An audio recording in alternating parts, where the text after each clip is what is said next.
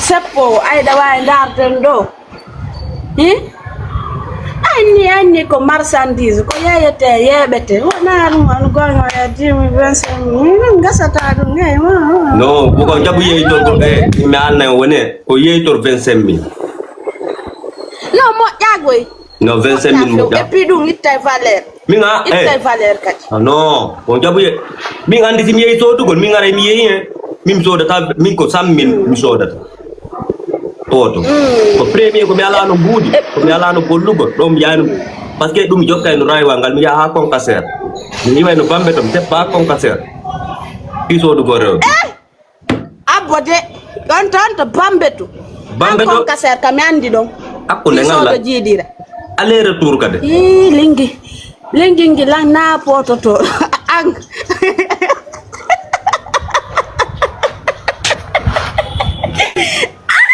de bambeta con caser tigir kam yandi do lingi ça c'est autre chose ça andi nyander ko ma fe akko ne ngala nyander go me ko tirawam me hawru to afani deka kam kay mo yeto ko tirawam me hawri nder to mo yeto dugo andi gon way nimi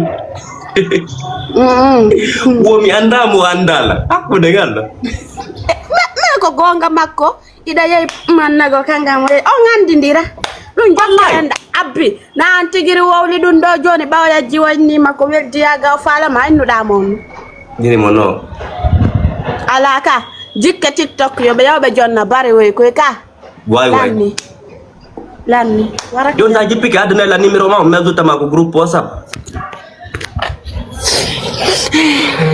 lingingil andino mi fenantama dun do ko conseil ko angan don no jettitirta siko conseil amical ma hon jidirano weli mais sube jidiraje do ko to don den munga andi men robbe wobbe amen no kata an sofida yurida be tu ara to kondiri e male la fami mimmi na tamata pot fo poté frère en tant que da dingude la fami ga Allah gido lando yo awa tabbila ngande kay mi ko bewre la fami abonné makko non kade quoi abonné makko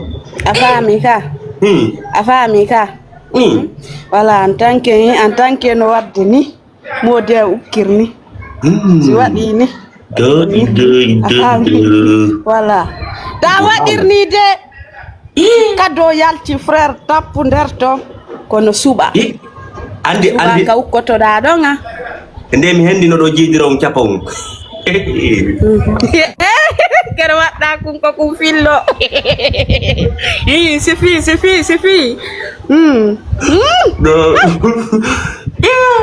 subhanallah dum gande timagol ko capawo no wuli redo na ko yata ko birdi no do ko balum rewbe mabbe be no wuli redo ko bida hendi ko no bay ko ngendi lan ko capawum bay mi hendi ke ko minuma bay mi turi ko minuma bay mi tappani ko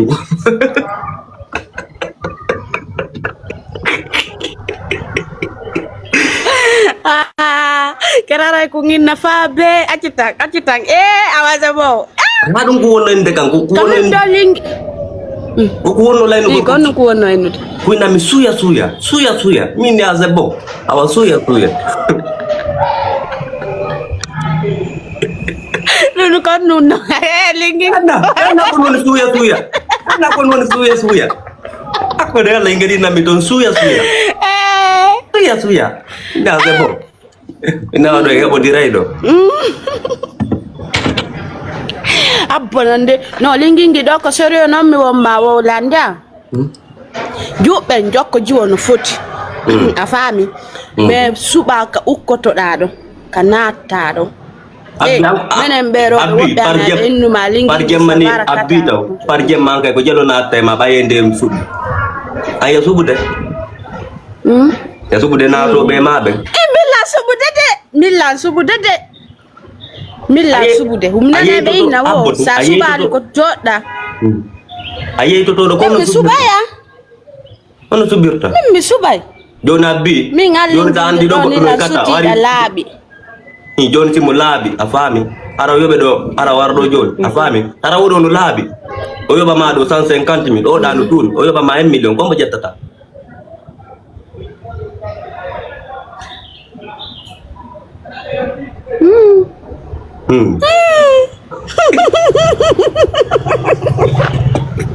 No, don't abonne be ma be ngandiro ponsa nganga. Don't famu do winduka commentaire parce que donc question de piège wadilanga. Voilà, donc question de piège carrément en fait. Voilà, est-ce que t'as 150 000 no wali da? Ni mettre 1 million jidin futo la. Non, déjà ko imagine ta si be ari kadi be wada ipore. Fami. De mingon. Anko kapotungo lirta. Min ko dum min ngara bin talande na unar to. No, wo be no abode afena idum do wol. Afena parce que wo be no ton ci be ari be yalan. Afena woni wolu gonkan. Na fu. Mimi subota. Asubo ko wa. Dalam fota, mimi dak banaora. Minge life angon fo. Dak bantaora na unare. Mido fami go dum. Lingi da wa men okkor men ko wonda ko yarda ta suuda gol gorza. Yarde bere. No foram masa. Yarde bere. No ala yarde da sokka de bere. Abbi. Mi landi rewbe yeyto tobe. Taari taw afami taguma wono ko weltaw har ko sampore inno modo joni 150 000 ma 200 parce que pour era ful kan no ta ko do joni non si tawi on no mar nawnare so acca ando ni lingingil est ce que aye andari tike c'est ala nawnare on bo ndardo mi ala nawnare parce que mi moto do bimbi mi tawangol dari